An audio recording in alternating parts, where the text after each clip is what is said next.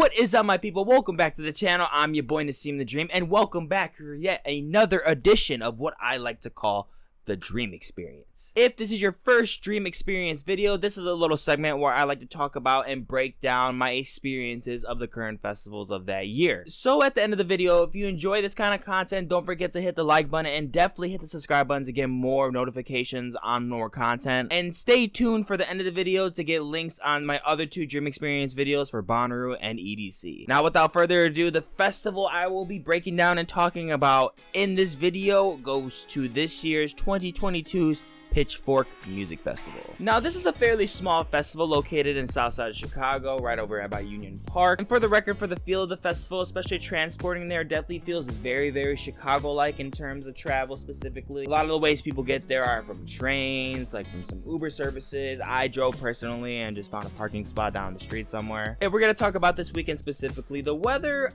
wasn't too kind to us. That first day rained pretty hard for the most part for a majority of the day. The entire weekend was pretty cloudy. I think the second day actually didn't rain at all. It was just a little bit up on the heat, but honestly I thought it was pretty decent once it got really dark out. And then for the third day, it did rain a little bit more, but not as much. Due to this reason, the majority of the park is grassland, so yeah, there's gonna be a lot of mud and just wet areas. But I mean, for the most part, I still really like the environment setting, especially because if it is like hypothetically dry, it's gonna be really nice, you know, just take a breather, sit down in the grass, enjoy a set. But yeah, as of this weekend, it wasn't really dry at all. To break down the size of the festival short and sweet, this really is not a large festival at all. I mean, like, getting in, you're pretty much around everything when you're by the main entrance. Down that whole sidewalk are the venues, and then down there you'll find some more like art tents and just some like event tents for the festival, as well as the second entrance. Entering was very smooth and easy. I'd say it was pretty laid back for the most part. The staff was very wonderful and very greeting at the entrance. Talking about what the festival has to offer inside based off its presentation, besides the stages, like I mentioned, there are those art tents, there's some event tents where they offer some goodies, some handmade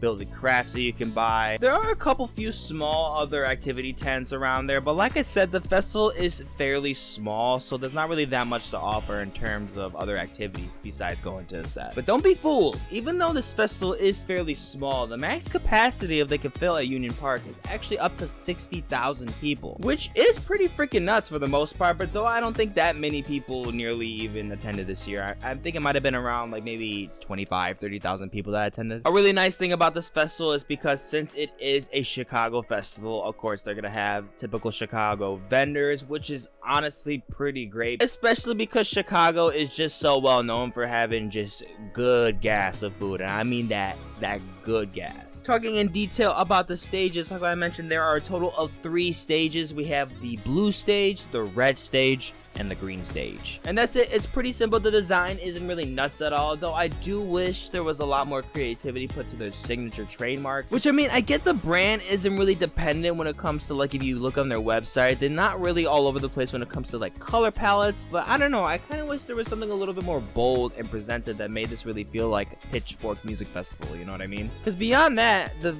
first 2 stages are like the same size, but they're honestly the same kind of design. They just look like normal stages, as well as the blue stage is just smaller. Because what I'm getting at with the presentation as a whole for the festival, it is probably its most lacking factor of what they have to offer. I think it could definitely be worse, but I would just put it as it's not really a sight to see, if that makes sense. But however, what makes this festival so great is their tremendous taste of music. If you're familiar with Pitchfork's news articles and just the way that how many albums they review and send out, they're pretty deep into the scheme of the music industry. And this festival really thrives off their appreciation for the alternative and indie genre. They gain a pretty wide variety of alternative mutants of genres such as art pop, synth pop, psych rock, experimental music, abstract hip hop, jazz fusions. Not only does this festival have a way of adding some of the best indie alternative artists in the game of the current year, but also bringing on to close off each weekend with a major OG that made groundbreaking taking moments into music such as this year's The Roots. That factor alone puts this festival at a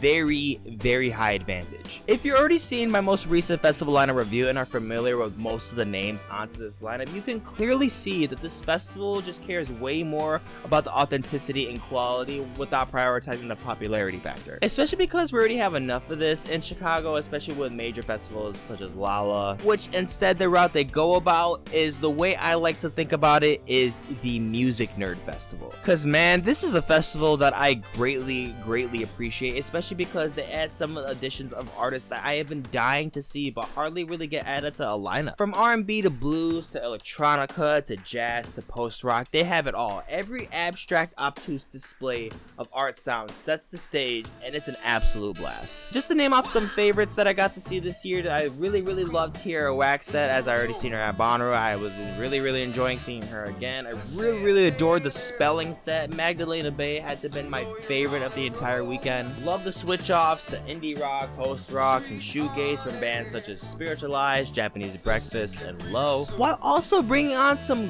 very great and potent hip-hop sets such as Injury Reserve, Earl Sweatshirt, and The Roots. A couple things I want to add about my experiences with certain sets. I want to start with Magdalena Bay. I absolutely love the way they went through this set. They literally performed their entire newest album, The Mercurial World, front to back, all the way through. Freaking love that. But while I was in the back for the first 3 tracks, y'all were not moving. You know how upset I was? I started swearing in French in my head. What the fuck are you doing? I was in my area when Secrets Your Fire popped on, just bumping. But I got to adjust my positioning and got a little closer to the set, and it got a little bit more bumping, so it made it a lot more fun. Not bugging out on the audience, I'm just teasing you guys. Fucking schmucks. And I thought Tierra Whack was funny.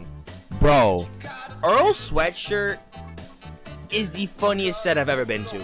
Hands down. Hands fucking down. Like how I mentioned with the environment conditions, because it rained, there was a lot of mud around. So towards the front of this certain stage, there was a mud pit, and people were circling around it because they didn't want to step in the mud, right? Earl sees that, and if you're familiar with Earl's music in abstract hip-hop, it's not that kind of music to mosh to. So Earl thought this was a mosh pit opening up before he came on. So when he came on, he said, yo, guys, it's not that kind of show, just so you know. No, you don't need a mosh out here. His DJ was like, nah, it's because of the mud.